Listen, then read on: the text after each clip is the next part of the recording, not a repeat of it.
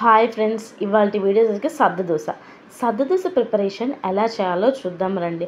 2 కప్పులు నానబెట్టిన సద్దలను తీసుకొని వడకట్టుకొని కాటన్ క్లాత్లో వేసి మూట కట్టుకోవాలి. మూట కట్టిన 5 to 6 అవర్స్ తర్వాత ఓపెన్ చేసి చూస్తే మొలకలు రావటం స్టార్ట్ అవుతాయి. ఇప్పుడు 1 కప్పు మినపగుళ్ళు, 1 కప్పు బియ్యం నానబెట్టుకోవాలి. బాగా నానిన తర్వాత పిండిని మిక్సీ పట్టుకోవాలి. ఇప్పుడు సద్దదోస బ్యాటర్ ప్రిపేర్ అయినట్లే. సొద్దలు మొలకెత్తించడం వల్ల బాలింతలకి పాలు బాగా పడతాయి. ఎట్ ద సేమ్ టైం సొద్దల్లో potassium, magnesium, iron and fibre content బాగా ఉంటుంది. ఫైబర్ కంటెంట్ ఉంటుంది కాబట్టి కొలెస్ట్రాల్ని కరిగిస్తుంది. హార్ట్ పేషెంట్స్కి చాలా మంచిది.